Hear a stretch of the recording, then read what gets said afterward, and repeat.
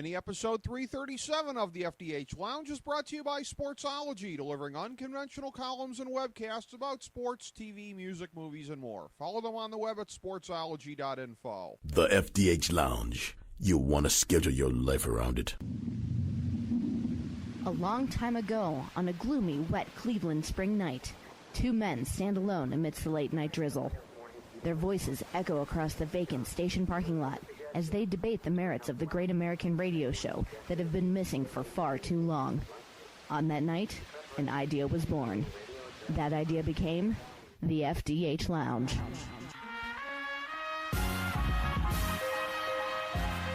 Welcome to the FDH Lounge. Welcome to FDH Lounge, mini episode number 337. This is FDH managing partner Rick Morris, bringing back on the program a gentleman who was on with us for mini episode number 336. Kind enough to come back on very shortly thereafter the last appearance.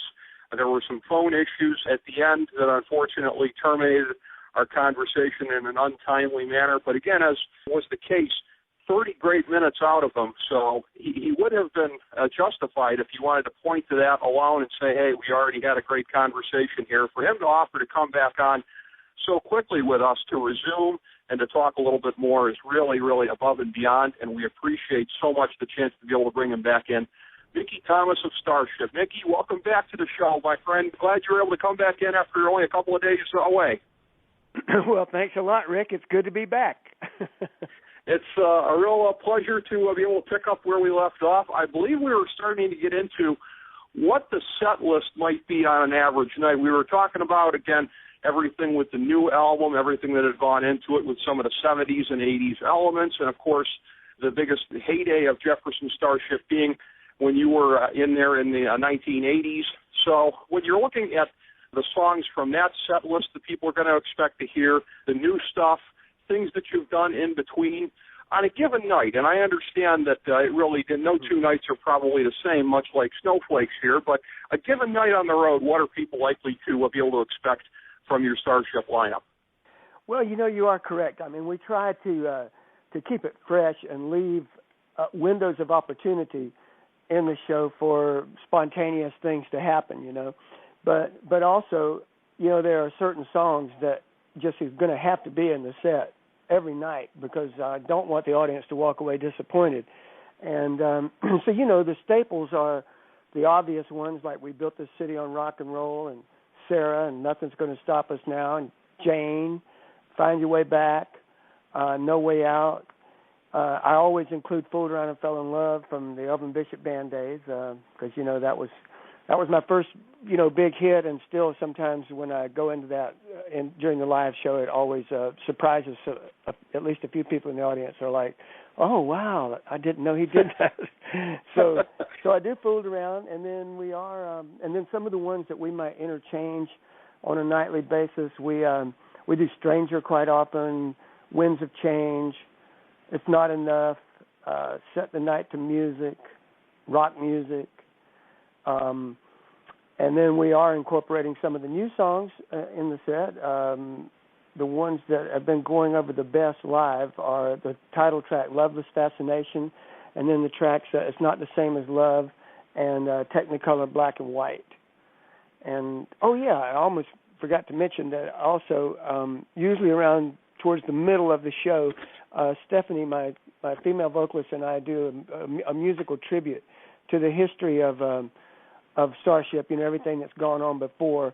So Stephanie goes back and does Somebody to Love and White Rabbit, and then I do a couple of the real early Jefferson Starship hits like Miracles and Count on Me, and we incorporate that into the form of a medley in the middle of the show as homage to the history of the band. And then every now and then we do something completely. Sometimes we do something completely unexpected, like the last show we did, just for the moment, we decided to go in the House of the Rising Sun. Awesome. Yeah, so you never know what's going to be worked in. And that's a nice touch, too, with being able to work in some of the Grace Slick-type stylings in there as well, to be able to touch on some of the history of the band from before you came along and from when you two were kind of duetting with the vocals in the 80s. That's a very, very nice touch on your part to include that. Oh yeah, well, I mean, it's a strong history. I mean, it's a strong part of what the band is all about, and it's works out. It's perfectly natural. It feels quite right at home for us to do that, and the fans certainly appreciate it. Well, as far as other types of music that you might play from time to time, other songs that might be worked in, I can't help but feel as I'm checking out the website here at starshipcontrol.com and checking out the news section here, might be a little bit of mixing going on here. I find this very fascinating, this New Zealand summer tour you've got planned for early 2014 with Leonard Skinner going to be joining you, British group 30cc. How did that come about? That seems like a very fascinating combination. Yeah, it is an interesting combination, isn't it? And that is going to be in February of 2014, which I guess would be the middle of summer down under, wouldn't it? Yep. In New Zealand. So it will be a summer tour in New Zealand, but it'll be February for us. But it just got the offer from my agency called me up and said, "Hey, we got this offer for this," and I said, "That sounds awesome." I mean, Leonard Skinner. I mentioned, Fooled Around and Fell in Love and from the Elvin Bishop Band. And back when I was in Elvin's band in the mid to late 70s, we used to tour quite extensively with Leonard Skinner all those years ago with their original lineup. So it's like coming full circle again. And as you mentioned, also 10cc is going to be on the show. And so it's kind of an odd mix, but I think it's something that'll hopefully is going to work out. And, obviously for us and Skinner, it's not maybe quite as much of a stretch as it is to have 10cc in the mix as well. But I'm really looking forward to it. I've been to Australia, but I've never been to New Zealand, so this will be a first for us. Well, that should be fun, just getting to check out that part of the world and everything with Skinner. I didn't know that you had toured with them previously. I've always been a huge Skinner guy. That's got to be very, very interesting. You talk about going full circle all these years later, playing bills with them down in New Zealand. Have you been in regular communication with some of the surviving guys over the years? No, not really. Not with Skinner. I do keep in real close contact with some of the guys from 38 Special, which were kind of the same ilk that we also did a lot of shows with back in the day. Skinner may only have one original member, I think, now that's still touring in the band, and I believe that Johnny Van Zant is singing with them now. And I do know Johnny. I've done a couple of things with Johnny in the last few years, a couple of special events and things of that nature. So, looking forward to it. Oh, that's got to be a really interesting thing. That's going to be a complete treat for the folks down in New Zealand to be able to check that out. As far as the before and after that, I would imagine there's got to be a lot of domestic touring for the new album as well, Loveless Fascination, correct? Oh, yes, there will be a lot of that, as usual. Like I say, we're constantly on tour these days. It's just that we don't stay out for 6 months straight or whatever. We always break it up, a few days out, a few days home, a few days back out. So we'll be doing that, business as usual in 2014, but as well as New Zealand, and hopefully we'll be able to add some Australian dates on that as well.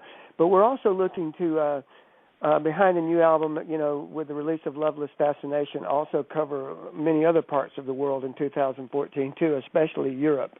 It's been many, many years since we've really done any serious touring in Europe, so I'm sure we're going to work some of that into the summer of 2014 as well.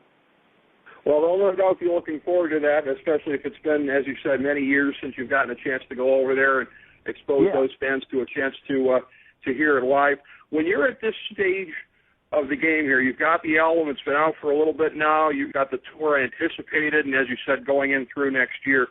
Is it a little bit early at this stage to start thinking beyond that, what the next project might be, what the next thing might look like? I'm just curious in kind of a macro sense here, when those ideas kind of pop into your head. Is that something that happens kind of later in the tour when you're thinking what comes next, or how does that generally play out for you? Yeah, well, that will probably come a little bit later. Hopefully it won't be as long as 20 years in between albums. But the plan right now, the immediate future is right from the get-go, we plan to this is going to be a kind of a slow process of working this album in the initial stages, and we've planned out 6 months to kind of work the new album and try to bring exposure to it, and get people to hear it, and hopefully go and buy it, because it's not like it was for us 25 years ago, where we had put out a new album, we put out a single, and it just instantly is going to get a lot of radio exposure, and people are going to be exposed to the album through that process. Now we don't have that luxury, so it's a slower process of trying to educate the public or making the public aware of the new album through touring and through doing what you and I are doing right now, talking about it, and through social media and all those avenues. So we'll be working the record for at least 6 months, and then obviously touring 2014, and probably towards the end of 2014 I'll sit down and start seriously planning the next Starship album. Well, it'll be interesting to see what permutations that might take, and what pops into your head between now and then to kind of shape it. That will be a very intriguing thing, no doubt. One of the things we've talked about, one of the elements, has been with your interaction with all of these great musical figures over a period of time, both the ones in your band over the years and some of the other guys that you've gotten a chance to jam with, open for, etc. Just wondering what your thoughts are around this time of year when the Rock and Roll Hall of Fame nominations come out, and there's always conjecture about who's going to be in the next year's class. No doubt a guy like you that's in the business, that's played with a lot of these guys, that knows a lot of these guys that are up for it, has some thoughts on this. So any thoughts in your head about the class of 2014 and what you'd like to see happen? Well, I'm kind of surprised that Kiss is not in the Rock and Roll Hall of Fame. Right. I'm not personally like a big Kiss fan, but come on. They were a pretty significant force in rock and roll, very unique and groundbreaking and very popular, and they pretty much invented the whole rock and roll merchandise arena, and so it's surprising to me that they're not in. I don't think Van Halen's not in either, are they? I don't believe so. That's got to be rectified. That's another one that's kind of surprising. I think Van Halen should definitely be there. Because now, too, it's not like, there's so many great artists. I'm not saying that anyone who's in there doesn't deserve to be in there, but sometimes now it looks to me like they're kind of stretching a little bit on some of the people that they're putting in there, and while at the same time missing some of the obvious choices, like a couple that we just mentioned.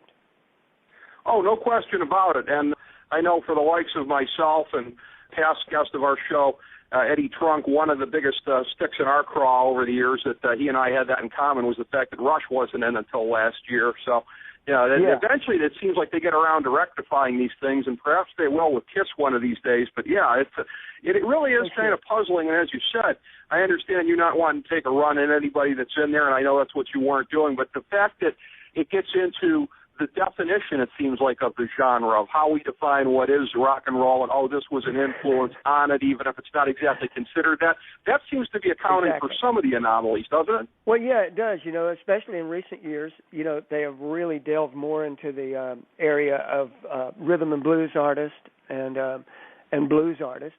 And of course, rock and roll is pretty much derived from blues and from rhythm and blues, but there are separate institutions that honor those artists as well. There's a Blues Hall of Fame, and so, it's like sometimes the lines get blurred kind of and obscured there about, what really constitutes the kind of act, the kind of artist that we're going to put into the Rock and Roll Hall of Fame.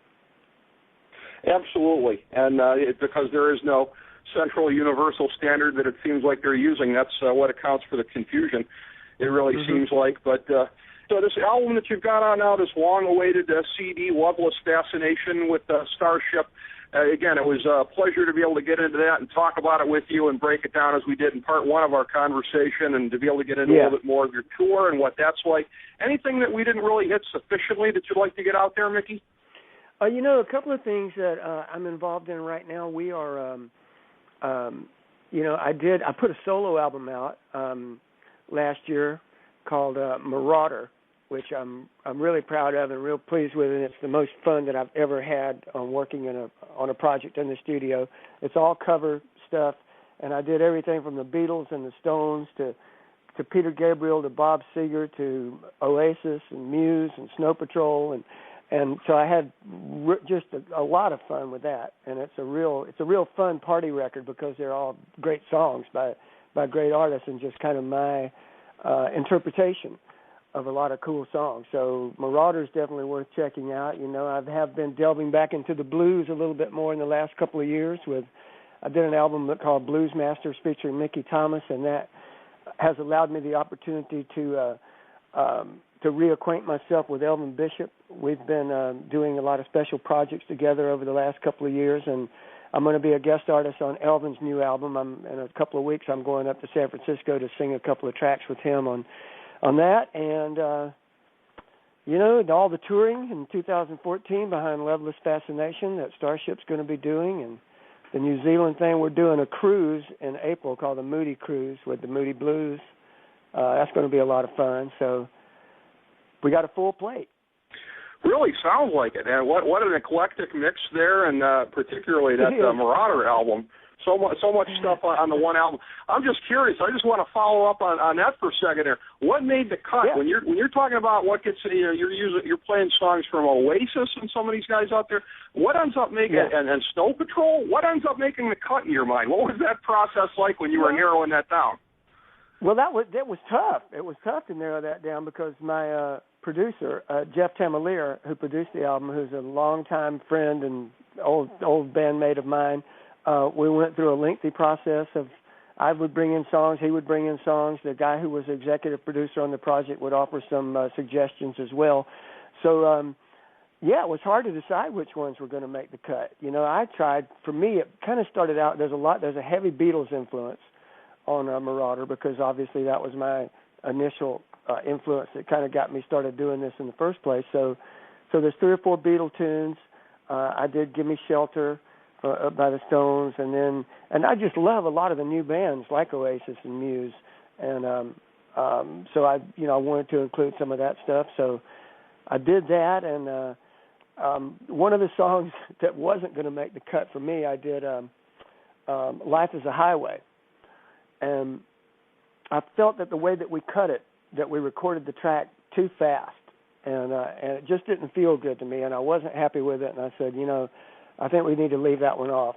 And my producer, Jeff, felt real strongly about the track. He really loved that song. So he said, no, man, it's cool. What can I do? What can I do to keep that one on the album? So at the spur of the moment, I thought of the most off-the-wall thing I could possibly think of.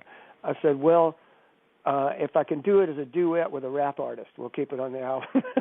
and he just said, okay. He said, I know a guy. He knew we were recording this in Sacramento, California, and he knew a local rap artist in Sacramento. Called him up that night, had him come down and do his rap parts on it, and I said, all right, well, you did your part, so we got to put it on the record now. But it really obviously took it to a completely different place and added a very unique quality to that cut. I would say so. That's a heck of a story there. You throw a demand out like that, and it can be met. That's he called that bluff. Well, that is tremendous. People should definitely go check that out. And I'll tell you, Mickey, I certainly hope over a period of time here, much like with your good friend Jimmy Jameson, we're going to be keeping up with your career. Hopefully we'll love to have you back on, as Jimmy has done from time to time here, and keep up with things as they're transpiring. We'd love to do that with you. Man, anytime. I'd love to talk to you anytime. I really enjoyed it, and it's great having these kinds of conversations where we can really, kind of dig a little deeper into things and have a real conversation.